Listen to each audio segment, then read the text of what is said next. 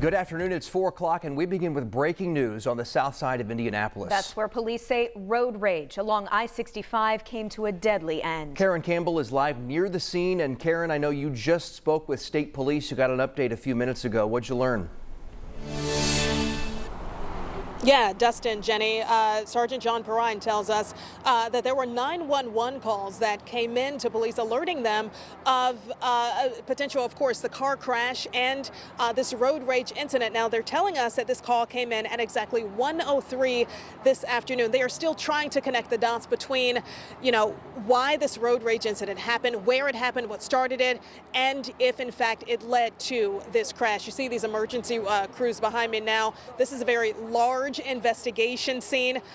We know this car, it started on I-65 and the car just careened off of the road into that pond. This is north of County Line Road. Again, the car into that pond. Emergency workers working to of course, figure out how they're going to get this vehicle out.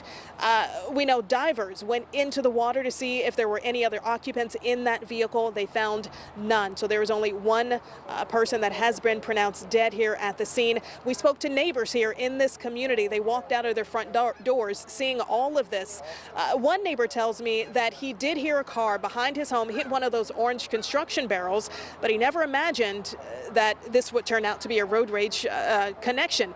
We also have video from Drone Cam 13 that gives you a bird's eye view again of just how large this investigation scene is here again on I-65 north of County Line Road. There are two northbound lanes that are blocked with more than a dozen emergency vehicles. Again, Sergeant Perrine with State Police telling us what happened. Take a listen. Just prior to that vehicle going into the pond, the driver, who we believe was the driver, was ejected from that vehicle. That person has been pronounced deceased here at the scene. Of course, police now working to identify that driver, so they have to notify the next of kin.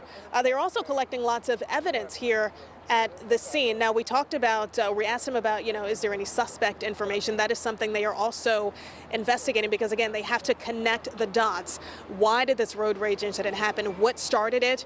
Again, Perrine just reiterating the fact that, they've seen an alarming increase in the number of highway road rage incidents. And he just wants to remind the public, anyone out there listening, if you find yourself getting into this situation, he's like, don't even honk your horn, don't do anything. Just let them go by, because that could, in fact, save a life. Dustin, Jenny? Yeah, another tragic reminder of how prevalent, sadly, that this has become. A real troubling pattern. All right, Karen Campbell live for us near I-65. Thank you.